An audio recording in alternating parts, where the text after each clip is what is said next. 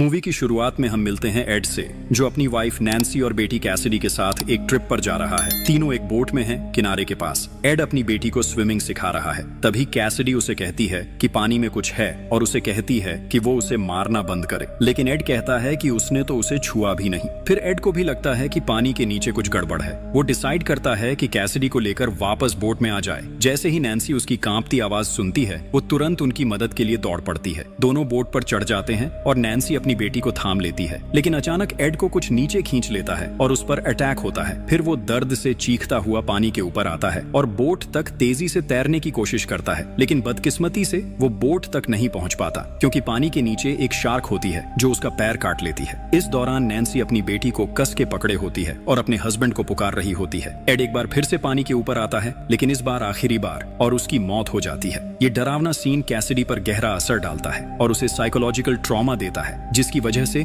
उसके नाइटमेयर्स शुरू हो जाते हैं, जो उसके बड़े होने तक चलते रहते हैं। अब इस वक्त उसके लिए और भी ज्यादा स्ट्रेसफुल बन जाता है, क्योंकि अब वो वापस उसी कंट्री में आई है जहां ये एक्सीडेंट हुआ था। लेकिन इस बार कैसिडी अकेली नहीं है। इस बार वो अपने हस्बैंड क्रेग के साथ आई है, जो ब्रिटिश म्यूजियम का एक रिप्रेजेंटेटिव है और जिसे अंडर वाटर ट्रेजर की तलाश के लिए भेजा गया है। क्रेग को पता है कि कैसिडी के फादर के साथ क्या हुआ था, इसलिए वो उससे कहता है कि अगर चाहे तो होटल में रुक सकती है। लेकिन कैसिडी डिसाइड करती है कि वो उसके साथ जाएगी, लेकिन ये क्लियरली दिख रहा है कि ये ट्रिप उसके लिए बहुत मुश्किल होने वाली है। वो जो कुछ भी देखती है उससे और ज्यादा टेंस फील करने लगती है। उसे भीड़ के बीच में एक छोटी सी लड़की भी दिखाई देती है, जो बिल्कुल उसके बचपन जैसी लगती है। जब वो लोग वहां पहुंचते हैं, क्रेग उसे अपने दोस्त बेंस से मिलवाता है, जिसका बोट उन्हें खजाने तक ले जाएगा। बेंस पूछता है कि क्या वो अपने दो दोस्तों को भी साथ ले जा सकता है, और वो लोग अग्री कर लेते हैं। अगले सीन में हम मिलते हैं पियर और सैरा से, जो आते हैं बेंस का शुक्रिया अदा करने के लिए और इस ट्रिप में उनके साथ चलने के लिए रेडी होते हैं। सब लोग जब बोट पर चढ़ जाते हैं तो बेंस उन्हें अपने असिस्टेंट काई से मिलवाता है और बताता है कि काई ज्यादा बात नहीं करता। फिर सब आगे बढ़ते हैं और उसी रास्ते पर चलने लगते हैं जहां कभी कैसिडी ने अपनी जिंदगी के सबसे बुरे लम्हे गुजारे थे। इस दौरान कैसिडी के दिमाग में पुरानी यादें ताजा होने लगती हैं और उसे अपने ग्रैंडफादर शेमस भी याद आते हैं, जो उस वक्त एक ग्रुप ऑफ स्टूडेंट्स को अपनी गैलापागोस आइलैंड्स की ट्रिप के बारे में बताते थे। शेमस उन्हें सुना रहा था कि कैसे वहां के अजीबोगरीब पौधों को देखकर वो हैरान रह गया था। किस्मत से जब वो अपना हाथ एक अजीब पौधे की तरफ बढ़ा रहा था, तब कैप्टन उसके साथ था और कैप्टन ने तुरंत उसका हाथ पकड़ लिया और समझाया कि वो एक जहरीला पौधा था। शेमस इस कहानी के जरिए स्टूडेंट्स को ये सीख देना चाहता था कि चाहे जरूरत लगे या न लगे, हमेशा सावधान रहना चाहिए, क्योंकि ये सावधानी किसी दिन उनकी जान बचा सकती है। उसी वक्त जॉर्डन अपनी बोट में अकेला था। कोई उसे वार्न करता है। वो कहता है एक और बोट काफी करीब है। यहाँ से हमें पता चलता है कि वो लोग उस डूबी हुई शिप को ढूंढ रहे हैं। उस शिप में ड्रग्स थे। जब वो लोग जॉर्डन की बोट को देखते हैं तो जॉर्डन बिल्कुल पैनिक नहीं करता, क्योंकि वो खुद भी एक क्रिमिनल है। उसकी गैंग के पास उन पायरेट्स से ज्यादा पावरफुल वेपन्स हैं। कुछ सेकंड्स में ही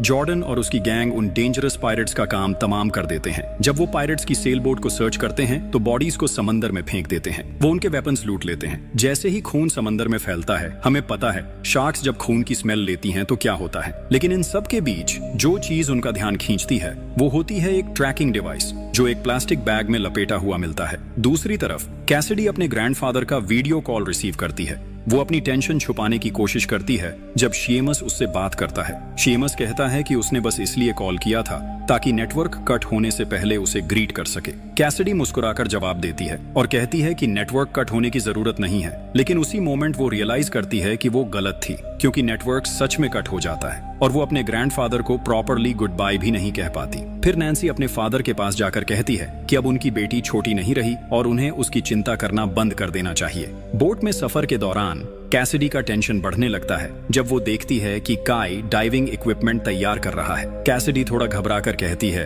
कि उसने इस चीज के लिए कभी हाँ नहीं बोला था और उसे तो ये तक नहीं पता था कि ये सब चीजें भी होंगी। तब बेंस उसे समझाता है कि वो ये केज उन डाइवर्स के लिए लाता है जो उसके साथ कभी कभी पानी के नीचे जाने का शौक रखते हैं, पर इस ट्रिप में इसका कोई यूज नहीं होने वाला। कैसिडी अपने रिएक्शन के लिए एम्बैरेस्ड फील करती है और तुरंत माफी मांग लेती है।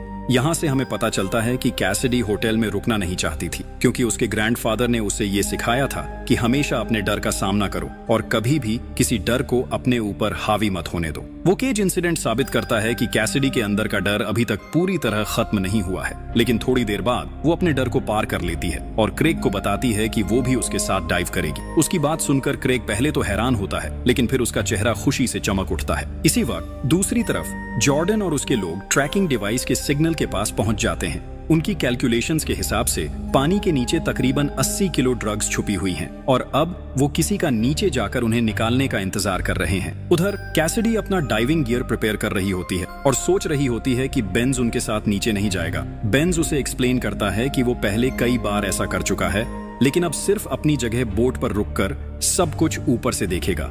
तो बेंज और काई बोट पर रुकते हैं और क्रेग, कैसिडी और बाकी टीम के लोग पानी के नीचे डाइव करते हैं ताकि अपना मिशन पूरा कर सकें। डाइव करते हुए वो लोग एक ऐसे एरिया में पहुंचते हैं जहां एक पुराना डिस्ट्रॉय हुआ शिप पड़ा होता है और उसके आसपास के जगह में कहीं कहीं गोल्ड माइंस भी बिखरी होती हैं। सब लोग अपने रास्ते में जो कुछ भी मिलता है उसे कलेक्ट करना शुरू कर देते हैं। इसी बीच सारा अपने हस्बैंड पियर को सिग्नल करती है कि वो उसकी कुछ फोटोज ले। पियर कैमरा रेडी करता है और सारा उस डिस्ट्रॉयड शिप के सामने खड़े होकर पोज करने लगती है, लेकिन तभी एक शार्क वहां आ जाता है और सीधा पियर के पीछे पीछे आने लगता है। सारा जैसे ही इस शार्क को देखती है वो घबराकर पियर को सिग्नल देने लगती है। पियर शुरू में कुछ समझ नहीं पाता, लेकिन जब आखिरकार पीछे मुड़कर देखता है तो उसके होश उड़ जाते हैं। दोनों तुरंत पानी में तेजी से शिप की तरफ बढ़ते हैं और कोशिश करते हैं कि उसके अंदर छुप सकें। हालांकि पियर और सारा शार्क से काफी डरे हुए थे, फिर भी कुछ देर चुप रहकर वो अपनी जगह से निकलते हैं और बचने की कोशिश करते हैं, लेकिन शार्क वापस लौट आती है और इस बार सीधा पियर पर अटैक करती है। एक ही झटके में उसके तेज दांतों से पियर का हाथ अलग हो जाता है।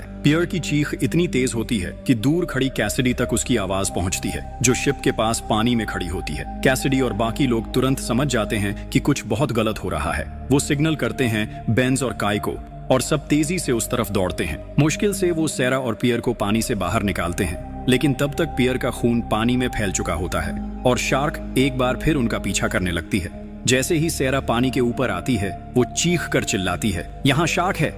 क्रेग मुश्किल से पियर को बोट तक ले जाता है। लड़कियां जितनी तेजी से हो सके तैरने लगती हैं। तभी क्रेग देखता है शार्क सिर्फ 1 मीटर दूर थी, वो कैसिडी के पास थी। वो बिना सोचे कैसिडी को बाहर निकालने में मदद करता है। शार्क क्रेग पर भी अटैक करने वाली थी, लेकिन सब आखिरी वक्त पर बच निकलते हैं। पियर की हालत काफी सीरियस होती है, सबके चेहरे पर टेंशन साफ दिखती है। बेंज जब शार्क का साइज देखता है वो घबरा जाता है, लेकिन काई शांत आवाज में कहता है यहाँ ये नॉर्मल है। इस बीच काई बेंज को एक दूसरी बोट दिखाता है। वो उनकी बोट से काफी बड़ी और पावरफुल लगती है। वो लोग तुरंत उस बोट की तरफ बढ़ते हैं, उम्मीद में कि कैप्टन उनकी मदद करेगा। वो पियर को हॉस्पिटल जल्दी पहुंचा पाएंगे। बेंज अपनी बोट का रास्ता बनाते हुए उनके पास ले जाता है। वो कैप्टन से मदद मांगता है। जैसे ही वो करीब पहुंचते हैं पता चलता है ये बोट जॉर्डन की है। बेंज उसे सारी सिचुएशन बताता है। वो रिक्वेस्ट करता है जॉर्डन खुद ऊपर आए। यहाँ जॉर्डन अपना मौका देखता है। वो एक डरावने चेहरे वाले आदमी को इंट्रोड्यूस करता है। उसका नाम है अपैची। उसके साथ हैं चकी और चेस। जब जॉर्डन और उसके लोग पियर की हालत देखते हैं वो डर जाते हैं। जॉर्डन उन्हें बताता है इस समंदर में एक बड़ी व्हाइट शार्क थी। अब तक किसी ने उसका माइग्रेशन पैटर्न नहीं समझा। फिर वो अपने गले की चेन दिखाता है। वो कहता है उसकी जिंदगी शार्क से टकरा चुकी है, ये सबूत है, मैं उस मृत्यु से बचा था। लड़कियां समझ नहीं पाई पियर के हाथ का इससे कनेक्शन क्या है, इसलिए उन्होंने तुरंत एक्शन लेने का डिसाइड किया। यहाँ सबको क्लियर हुआ पियर ज्यादा देर जिंदा नहीं रहेगा, इसलिए उसने कोशिश की जॉर्डन को आगे बढ़ने दिया ताकि देखा जाए वो क्या करेंगे, लेकिन इससे जॉर्डन को शक होने लगता है। जब जॉर्डन देखता है बेंज और ग्रेग उसे जाने देने को तैयार हैं, वो अपनी आवाज का लहजा बदल लेता है। वो पूछता है क्या उन्होंने समंदर में कुछ अजीब देखा है? ग्रेग तुरंत जवाब देता है नहीं। वो कहता है उनका जॉर्डन के काम से कोई लेना देना नहीं है, वो इंटरफियर करने का सोच भी नहीं रहे। जॉर्डन फिर भी शक करता है। वो अपने आदमियों को बुलाकर कहता है सबको समंदर में फेंक दो, क्योंकि जॉर्डन के डाइवर्स अब तक वापस नहीं आए थे। वो बार बार अपने बोट के केज को देख रहा था। वो सोच रहा था कि केज का यूज करके अपने माल तक पहुंच सकता है बिना शार्क्स से टकराए। तब वो बेंज से कहता है वो केज मुझे दे दे, बदले में मैं तुम सबको छोड़ दूंगा। जॉर्डन अपनी गन उठाता है और धमकी देता है ये सब खत्म करना मेरे लिए बहुत आसान है। इसी बीच कैसिडी आगे आती है और पूछती है लोड का वजन कितना है? फिर वो बताती है ये केज इतना भारी वेट नहीं संभाल सकता। वो कहती है मैंने अपनी पूरी जिंदगी शार्क्स और अंडर वाटर सिचुएशंस को स्टडी किया है, इसलिए इस काम के लिए मैं ही सबसे बेहतर ऑप्शन हूँ। जब अपैची उसकी बात सुनता है तो वो मान जाता है। चकी भी मजाक में बोलता है, आज मैं शार्क का खाना नहीं बनूंगा। जॉर्डन पहले थोड़ा कंफ्यूज होता है, लेकिन फिर मान जाता है क्योंकि उसके पास और कोई बेहतर ऑप्शन नहीं होता। जॉर्डन कैसिडी को बताता है कि जो चीज वो ढूंढ रहा है वो एग्जैक्टली कहाँ है, और क्योंकि उसके पास रेडियो नहीं है, वो कैसिडी से कहता है, एग्जैक्टली 45 मिनट्स बाद मैं तुम्हें बाहर खींच लूंगा। कैसिडी अपना डाइविंग सूट पहनती है और केज में जाकर नीचे उतरती है। जॉर्डन सबको बोलता है, उसे और नीचे ले जाओ। कैसिडी उसी मोमेंट पर अपने ग्रैंडफादर के शब्दों को याद करती है, हिम्मत के बारे में, और फिर वो खुद को और नीचे जाने देती है। जैसे ही केज समुद्र के ग्राउंड तक पहुंचता है, एक बड़ा शार्क उसके सामने आ जाता है। फिर दूसरा शार्क भी आकर घूमने लगता है। दोनों शार्क्स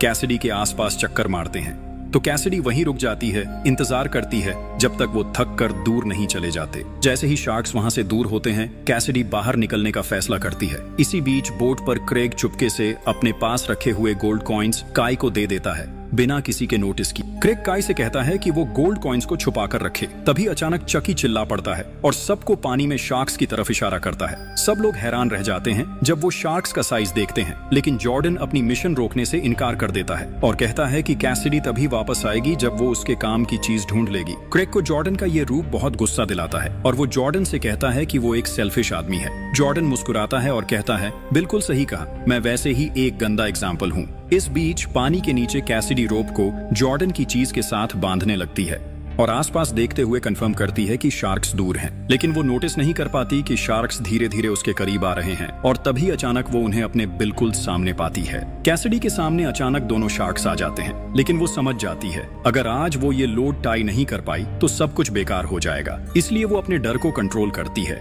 और जैसे तैसे बिना ज्यादा हरकत किए रोप को हैवी लोड के साथ बांधने लगती है। वो ध्यान से काम करती रहती है और जैसे ही फिक्स करना शुरू करती है, एक शार्क तेज रफ्तार में उसकी तरफ बढ़ने लगती है। कैसिडी आखिरी सेकंड में रिएक्ट करती है और तुरंत केज के अंदर घुस जाती है। वो गेट जोर से बंद कर देती है। ऊपर बोट पर सब लोग पानी के नीचे से आई तेज झटके की आवाज महसूस करते हैं। क्रेग तुरंत जॉर्डन से कहता है, बस अब काफी टाइम हो गया, जल्दी केज ऊपर खींचो। नीचे पानी में दोनों शार्क्स केज से टकराते हैं और पूरा केज जोर से हिलने लगता है। जॉर्डन आखिरकार मान जाता है और केज को ऊपर खींचने का ऑर्डर देता है। जब केज ऊपर उठता है, शार्क्स अब भी उसके साथ साथ चेस करती हैं। उसी बीच एक शार्क रोप पर अटैक कर देती है और एक हेवी बैग टूटकर पानी में गिर जाता है। जैसे ही केज पानी से बाहर आता है, कैसिडी चिल्लाने लगती है, नीचे शार्क्स हैं। तभी वो नोटिस करता है कि एक बैग मिसिंग है। कैसिडी तुरंत बताती है। वो जॉर्डन को समझाने की कोशिश करती है कि अब नीचे जाकर कुछ भी लाना मुश्किल है और शार्क के बीच जाकर रिस्क लेना बेकार होगा। जॉर्डन का दिमाग खराब होने ही वाला होता है कि अचानक चास की जोर से चीख सुनाई देती है। सब लोग पलट कर देखते हैं कि चास पर शार्क अटैक कर रहा है। सब आदमी उसे बचाने के लिए दौड़ते हैं। इस कंफ्यूजन में क्रेग एक मौका देखता है और जॉर्डन का गन छीनने की कोशिश करता है, लेकिन हाथापाई में क्रेग पानी में गिर जाता है। जॉर्डन तुरंत गोलियां चलाता है, लेकिन सारी गोलियां क्रेग को मिस कर जाती हैं। ऊपर से कैसिडी का डर और बढ़ जाता है जब वो देखती है कि उसका हस्बैंड पानी में गिर गया है और केज के आसपास सिर्फ खून ही खून फैला हुआ है। जॉर्डन तुरंत चकी को कमांड देता है, जंप कर और चैस को पानी से बाहर निकाल। जैसे ही चकी पानी में जंप करता है, एक बड़ा शार्क सीधा उसके सामने आ जाता है। एक ही पल में जॉर्डन अपने 2 आदमी खो देता है और साथ ही अपनी पूरी ड्रग्स की शिपमेंट भी। तभी काय चुपके से कैसिडी को गोल्ड कॉइन्स देता है और गराज में छुपाने का प्लान बनाता है। सैरा भी कैसिडी को संभालने की कोशिश करती है क्योंकि कैसिडी अब शॉक में होती है। जॉर्डन गुस्से में अपनी गन निकालकर लड़कियों पर तान देता है और धमका कर कहता है, मैं तुम सबको यहीं मार दूंगा। कैसिडी तुरंत अपने हाथ में जो गोल्ड कॉइन्स हैं वो जॉर्डन को दिखाती है। वो जॉर्डन को एक नई डील ऑफर करने की कोशिश करती है। जॉर्डन पहले हैरान होता है और फिर समझ जाता है कि गोल्ड का आइडिया उसके लिए फायदेमंद साबित होगा। सैरा गुस्से में जॉर्डन पर चिल्लाती है और कहती है कि उनका वापस आना सिर्फ इसलिए हुआ था क्योंकि उसके हस्बैंड का हाथ शार्क ने काट दिया था। जॉर्डन गोल्ड के लालच में आ जाता है। तभी हम देखते हैं क्रेग अभी भी जिंदा है। वो डिजर्ट से गुजरते हुए अपनी बोट ढूंढ रहा होता है और आगे जाकर क्रेग को एक बोट दिखाई देती है। इसी बीच सैरा देखती है कि पियर का डेड बॉडी पानी में फेंक दिया गया है। सैरा टूट जाती है और जॉर्डन पर चिल्लाती है, तू एक मॉन्स्टर है। कैसिडी गुस्से में डिसाइड करती है कि अब वो खुद नीचे जाकर ट्रेजर को रिकवर करेगी। कैसिडी के पैर में चोट है और सैरा की साइकोलॉजिकल हाल भी ठीक नहीं है, लेकिन दोनों मिलकर जॉर्डन के प्लान को मान जाती हैं। दूसरी तरफ क्रेग मुश्किल से बोट तक पहुंच जाता है।